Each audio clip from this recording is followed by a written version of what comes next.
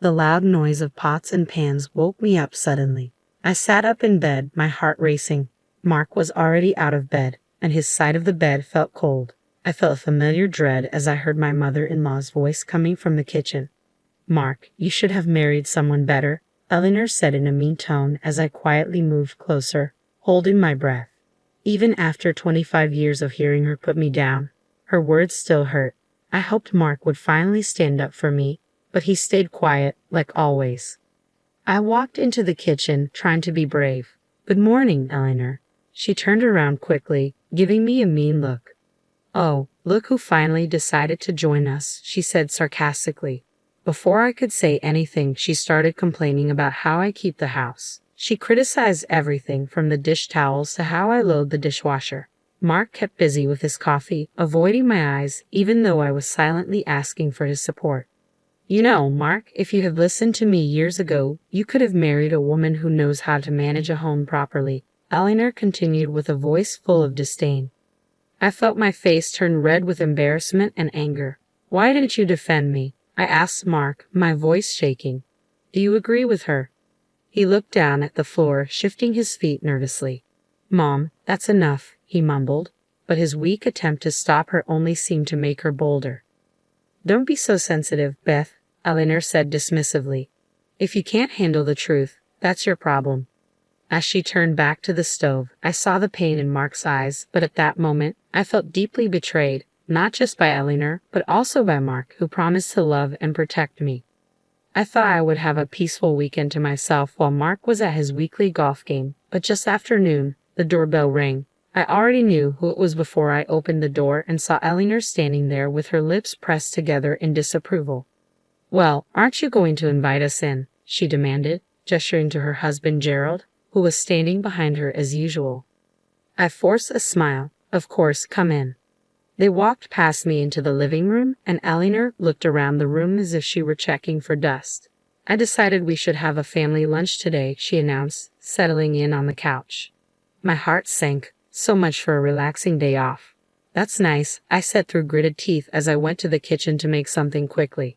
Eleanor's voice came from the other room. "Honestly, Beth, I don't know how you can live in such a mess. Have you even cleaned this week?"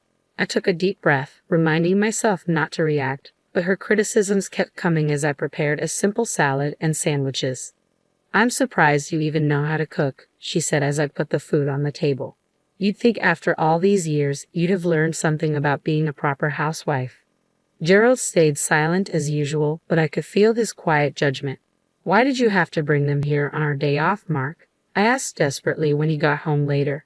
He looked away, shrugging helplessly. She insisted. "You know I can't say no to her." As Eleanor kept criticizing my homemaking skills during lunch, I felt my frustration with Mark growing. Why did he always let her treat me like this? Just when I thought Eleanor couldn't be more intrusive, she announced that she was planning a big family gathering at our house without even asking me. "I've already invited everyone over for dinner next Saturday," she said one afternoon, walking into the living room without asking, as usual. "You'll need to clean this place from top to bottom, Beth. It's a disgrace." I clenched my jaw as she went on and on about how my housekeeping was not good enough. Mark said nothing and pretended to read the newspaper. The week leading up to the dreaded dinner was a nightmare. Eleanor kept coming in and out, criticizing every detail and giving orders about how she wanted things set up. By the time Saturday arrived, I was a nervous wreck. "Why is the table crooked?" "Fix it," Eleanor snapped as I set out the plates and silverware just as she had instructed. I bit my tongue and straightened the tablecloth with shaky hands. The doorbell rang, and the first guests began to arrive. Aunts, uncles, and cousins I barely knew. Eleanor greeted them all with a big smile, playing the perfect hostess. "Doesn't Beth's home look lovely?" she said to my aunt. "She's worked so hard to get it ready for us." My face burned with embarrassment as the backhanded compliments continued throughout the evening. Whenever I caught Mark's eye, he quickly looked away. After dessert, Eleanor started clearing plates from the table. "Honestly, Beth, I don't know how you managed this meal. The potatoes were so bland." "That's enough," I said, finally reaching my limit. I turned to Mark, who was slumped in his chair. "Why didn't you defend me? Why do you let her treat me like this?" He looked at me helplessly as the room went silent. At that moment, I realized our marriage was at its breaking point. After the disastrous family dinner, I felt like I couldn't take it anymore. Seeing the helpless look on Mark's face while he stayed quiet during Eleanor's attacks was the last straw. I knew I couldn't keep living like this. The next day, I called my best friend Linda. She has known me since we were kids and is always brutally honest, even when I don't want to hear it. "You have to get out of that toxic situation, Beth," Linda said firmly after I told her about Eleanor's latest insults. "Mark is too weak to stand up to her, and she'll never change." I took a deep breath. I know, but how can I just walk away from my marriage? "Sometimes walking away is the only way to save yourself," Linda replied. "You've given Mark more than enough chances to put his mother in her place. It's clear he's chosen her over you." Her words hurt, but I knew she was right. As much as I loved Mark, I couldn't keep exposing myself to Eleanor's cruelty and his unwillingness to act. Over the next few weeks, I started pulling away from Mark and focusing on my own life. I took up gardening again, something I had always enjoyed but Eleanor had mocked as a silly hobby. I began making plans to meet friends for lunch or dinner without asking for Mark's opinion. He looked confused whenever I made excuses about his mother visiting or mentioned some other activity he wasn't invited to, but I stayed determined, keeping my true intentions to myself. A sense of determination grew inside me. I was done being a doormat for Eleanor, for Mark, for anyone. I deserved happiness, respect, and the freedom to live on my own terms. And that's exactly what I was going to do. With newfound resolve, I began taking steps to become independent. I opened a separate bank account and started putting a portion of my paycheck into it each month, keeping it a closely guarded secret from Mark and his parents. Whenever Eleanor would make another unannounced visit, I stayed polite but distant, no longer doing everything she wanted. If she criticized my housekeeping, I just shrugged it off. Her comments no longer hurt me. "What's gotten into you lately?" Mark asked one evening, his brow furrowed with concern. "You've been so different." I forced a smile. "Just reevaluating some things, that's all." I didn't explain any further. The more I pulled away, the more strained our interactions became. Mark seemed completely confused by my sudden aloofness. The once passive wife he knew slowly disappearing before his eyes. Good, I thought. Let him wonder. Let him realize I'm no longer the doormat he allowed his mother to walk all over. In truth, my mind was focused on bigger plans, finding a way to finally break free from Eleanor's toxic grip once and for all. With each paycheck I saved, that future came closer. I knew it would devastate Mark when I finally told him my plans. A part of me still loved him and hoped he might eventually find the strength to stand up to his mother himself. But I couldn't keep hoping for something that might never happen. I had to do this for myself. My new mantra became independence at any cost. The road ahead would be difficult, but I was determined to walk it alone if I had to. No more settling, no more suffering in silence. It was time to put myself first. With each paycheck I squirreled away, my secret savings account grew larger and eventually, it was enough to make my long-awaited move. One afternoon, I slipped out and met with a realtor, explaining that I needed to buy a small home just for myself.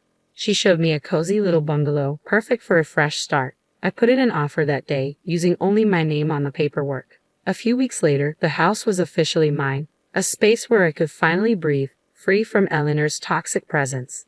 But I knew keeping it a secret was only delaying the inevitable explosion. That night at dinner, I could barely look at Mark without thinking about the news I was about to share. Eleanor prattled on as usual, criticizing everything from the meal to how I'd set the table. "Enough," I said firmly, setting down my fork. "I have an announcement." Eleanor raised an eyebrow but stopped talking. Mark looked at me with a puzzled expression. Taking a deep breath, I met his confused gaze. "I've bought a house just for me. I'm moving out." The words hung in the air as Eleanor's face twisted in anger. "You ungrateful little, how dare you make decisions like that without consulting me?" she yelled. "That's just it, Eleanor," I replied calmly. "It's my decision, not yours. I don't need your permission or approval." Mark seemed to shrink in his chair as his mother continued her tirade. I waited for him to speak up, to defend me like he never had before, but he stayed silent and sullen as always. In that moment, I felt both liberated and heartbroken. Leaving was the right choice, yet Mark's passivity showed how little he valued me after all these years. "Mother, stop," he finally mumbled. "Beth deserves her peace." After I announced my decision to leave, an uneasy silence fell over the house. Eleanor had stormed off in anger, as I expected, but it was Mark's lack of reaction that hurt me the most. He sat there with his shoulders slumped, unable to look at me, as if I had just blindsided him instead of standing up for myself after years of torment. Well? I asked when the silence dragged on. You've had plenty of chances to defend me against your mother's cruelty. What are you going to do? Mark opened his mouth, then closed it again. I could almost see the struggle within him, a lifelong tug of war between his controlling mother and his desire to please everyone. I'm sorry, Beth, he finally said, his voice barely a whisper. You're right, all this time, I've let my mother walk all over you, over us. He dragged a hand down his face, looking suddenly much older. I realized tonight that if I don't stop this now, I'm going to lose you for good, and that's my worst fear. Tears filled my eyes despite my determination. Hearing him actually acknowledge the dysfunction and admit how much he failed me broke through the wall I'd built. For once in your life, you need to choose, I said, my voice trembling. Your mother or me, because I won't live like this any longer. Mark's jaw tightened, and I saw a flicker of determination I hadn't seen in years. I choose you, he stated firmly. I'm done with my parents' toxicity. If they can't respect my life with you, then I'm done trying to please them. In that moment, I felt a glimmer of hope that maybe, just maybe, Mark could find the strength to prioritize me in our marriage. But I knew this was just the first of many challenges we have to face. After Mark declared he was choosing me over his toxic parents, I felt a bit hopeful about our marriage. But I knew rebuilding trust wouldn't happen overnight. We had years of hurt and dysfunction to work through. In the days that followed, Mark seemed more confident in his decision. He stopped taking Eleanor's calls and ignored her increasingly angry voicemails demanding explanations. I finally feel free, he admitted one evening over dinner, like a weight has been lifted off my shoulders. I smiled cautiously, still afraid to get my hopes up too much. I'm glad you're seeing things clearly now, but you know your mother won't give up easily. Sure enough, within a week, Eleanor showed up unannounced, banging angrily on the door. Mark, you can't shut me out like this. We're family. To my surprise, Mark didn't even flinch. He just pulled aside the curtains to reveal her red, angry face and then turned his back. I think you should leave, Mother, he said calmly. Beth and I have made our decision. Eleanor continued to shout and argue, but Mark stayed firm. I could see the anger in Eleanor's eyes as she realized she had finally lost her control over her son. After Eleanor stormed off, Mark turned to me with a sheepish smile. I should have done that years ago. I'm sorry it took me so long to put you first, Beth. Tears welled up in my eyes as I looked at the newly confident man before me, so different from the passive person he had been. I'm just glad you finally saw the light, I said, pulling him into a hug.